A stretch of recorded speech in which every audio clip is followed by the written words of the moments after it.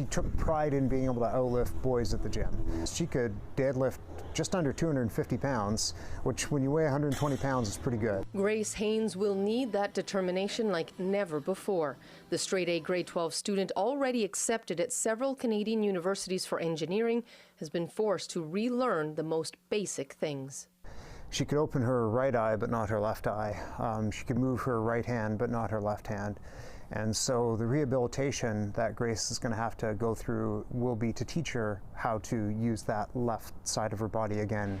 After a long day of studying for exams, she decided to go for a run on January 25th at around 9:45. Half an hour later, she was found unconscious at the side of the road.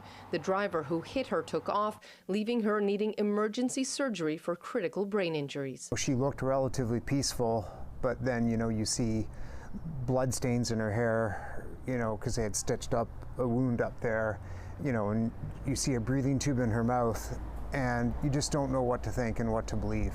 As she fought for her life, a person was arrested and released and a car later seized, but so far no charges have been laid. Police continue to appeal for more witnesses in the area of the accident or who saw a white, newer model vehicle in this Lynn Valley Centre parking lot. There are a lot of different technical aspects to these types of investigations, and that's why sometimes they do take quite a bit of time. But Haines says charges won't bring him satisfaction, saying it doesn't help Grace, even pointing out that the family of the suspect would also likely suffer. I'm not focused on a month from now or a year from now. That scares me, that depresses me. I'm focused on tomorrow. So I'm going to do these chin-ups in honor of you. The hashtag Lifting for Grace has spread worldwide, with people as far away as Brazil and Australia exercising in her honor. Video she has enjoyed watching from her hospital bed.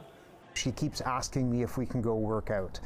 And that means right now that I wheel her into the little rehab gym that has little hand weights. And, we will lift little hand weights together because it's at least something, and I want to give her that hope. And she will outlift boys at the gym again. She will outlift me one day, probably very soon. I've got no doubt in that. She's very strong, and she's very driven, and she's very intelligent, and none of that is going to change. Susana da Silva, CBC News, North Vancouver.